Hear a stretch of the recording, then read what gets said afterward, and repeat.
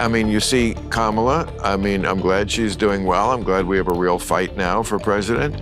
But doesn't talk to the press, you know, would never go near me.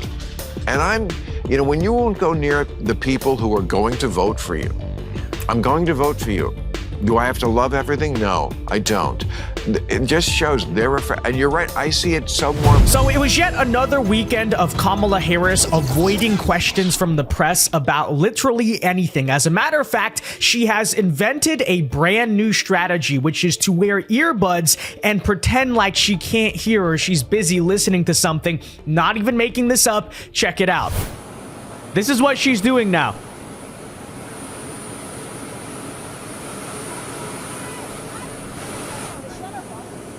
Okay, so you hear the reporters are yelling at her. And then watch this. This is the best part. This is my favorite part right here. She has her phone to her ear. Okay. She's taking a fake phone call or something because she has her phone to her ear while the earbuds are plugged in. Okay, so it's not even real. She is making up. She's pretending to take a phone call because she is that scared of talking to the press. And perhaps we know the reason why, because every time she does, in fact, the one time this entire campaign cycle she has, it was a complete and total disaster. Let's have a little bit of a refresher there. There's no question I'm in favor of banning fracking. You know, we have to just acknowledge that the residual impact of fracking is enormous in terms of the impact on the health and safety of community. And in 2019, you said, quote, "There is no question I'm in favor of banning fracking." Fracking, as you know, is a pretty big issue, particularly in your must-win state of Pennsylvania. Sure. Do you still want to ban fracking? No, and I made that clear on the debate stage in 2020, that I would not ban fracking. As vice president, I did not ban fracking. As president, I will not ban fracking. Yeah, we need to play that video every day leading into the election. But it is not just Kamala Harris. Even Tim Walz, her VP, who is supposedly supposed to be a much more dynamic speaker, much more articulate than the person at the top of the ticket, has similarly resorted this weekend to very blatantly, like not even trying to hide the fact that he is running away from questions from the press. Take a look at what he was doing at the Minnesota State Fair on Monday. What's your reaction to the 6 hostages being found in Gaza? All right. Thanks, everybody. That video really does just sum up this entire campaign, doesn't it? Look at me, I'm holding my ice cream. Wait a minute, a reporter has an actual question about an important issue? Thanks, everybody. Let me go. Yay, Democrats. I'm eating ice cream. I'm at the state fair. Yay. It's like you couldn't even pretend to try. You couldn't even pretend to just say some type of nothing answer about how it's a developing situation. We're going to talk about it soon, whatever. No, he just is like, oh, hard question. Thank you, everybody. You know, it just cannot get more transparent than that. And it's gotten so bad that now some Democrats have outright gone to justifying the behavior that Kamala Harris and Tim Walz are showing towards the press. Recently, Bill Maher did a podcast with Quentin Tarantino, and they had this little struggle session where he's saying, objectively, I'm gonna vote for Kamala Harris, but it's not exactly a good look that she's just avoiding any hard questions like this. But they get to the point where Quentin Tarantino outright justifies a political candidate answering no questions and speaking zero to the American people. So let's react to that clip here today. And folks, if you enjoy the content, be sure to hit that like button and subscribe if you are new. All right, check it out. Bigger issue is the left and their ability or their desire to engage with anyone who's not already in the bubble. And they get a big fat D- on that. I couldn't agree more. Right. I mean, you see Kamala. I mean, I'm glad she's doing well. I'm glad we have a real fight now for president. But doesn't talk to the press, you know, would never go near me. And when you won't go near the people who are going to vote for you, I'm going to vote for you.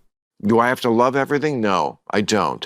It just shows and you're right. I see it so much. Well, hold on. I don't. Okay, you know what? I don't see her. Well, there's no reason for her to go on your show before the election. Okay, so Bill Maher starts off making a decent point, which is you need to go answer some hard questions.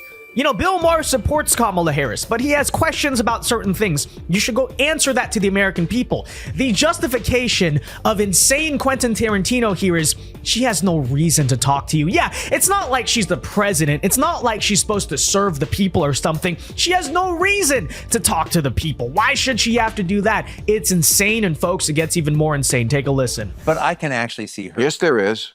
Because I speak to the exact voter she needs, the person who is in the middle, the person who is not ideologically captured by either side. Now, there are some who watch who are that, and everyone is welcome. I need a bigger audience all the time. I'm greedy that way.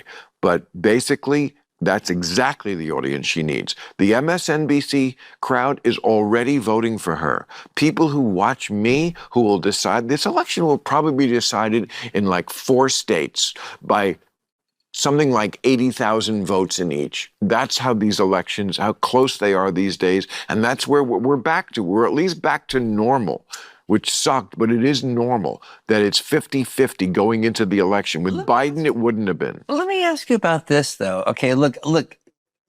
Again, Bill Maher making true points here, okay? It's not a very effective strategy to not go answer questions or not speak to people outside of your base. And Kamala Harris continues to do this, right? Obviously, she will not take a tough interview. We've been talking about that this entire video, but even the speeches she makes, even the DNC, for instance, doing very little to appeal outside of the Democrat base. So Bill Maher is bringing up some important points, which is, yes, we fully understand why Kamala Harris won't do interviews. It's because she sucks, right? She's terrible on camera. She can't speak that well. She always screws herself up, so they don't want to do it. But at the same time, there's a huge downside to that, which is you're not reaching new voters. So again, we have Bill Maher having a brief moment of self-awareness, but listen as Quentin Tarantino tries to rope him back into the circle of insanity that is liberal Hollywood. Okay.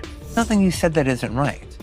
All right. And there's definitely nothing you said that isn't right in a normal election cycle. I mean, it's irrefutably right in a normal election cycle where you have a year to set your case.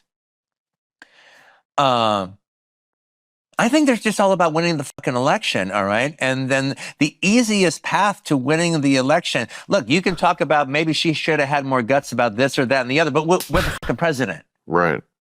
And Trump's not the president, and we're the fucking president, and now it's going to be about this. But this is about fucking winning.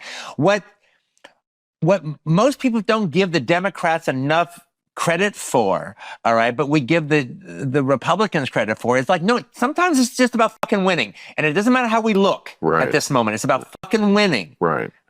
This is about fucking winning. Yep. No, it is.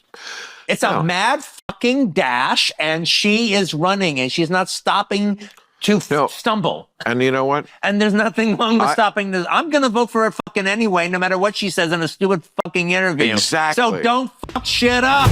So there you had Quentin Tarantino justifying the fact that Kamala Harris won't answer any questions or talk to the press. And what an absolutely insane thing to say out loud, because first of all, that is a casual admission that her entire strategy here is to obfuscate and to hide and to gaslight the American people into voting for her, right? She won't even speak. She won't even really say what she's going to do. Just vote for her. It's all about winning. You know, it's kind of a sociopathic thing to say. But even then, on top of that, I would argue, yes, you are admitting on one hand that that's how bad Kamala Harris is on camera. That's how lacking of substance and inarticulate she is, that her best strategy probably overall is to just not do any interviews until the election. But at the same time, you are displaying just how weak your candidate actually is, because simultaneously, you gotta admit that there is a serious downside. It could seriously backfire by not doing interviews because she's not making her case to the people, right?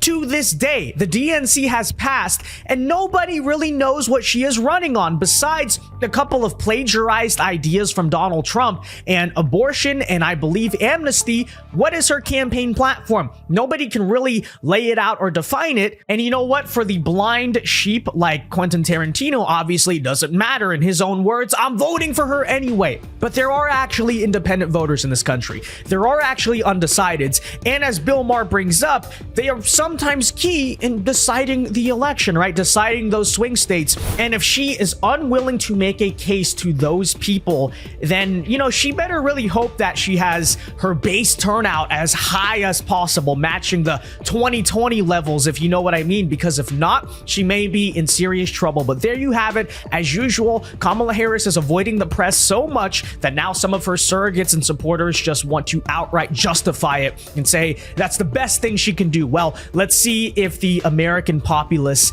necessarily agrees with that. But that said, folks, be sure to leave a like on this video. Let me know your thoughts down in the comment section below. And until next time, God bless and peace.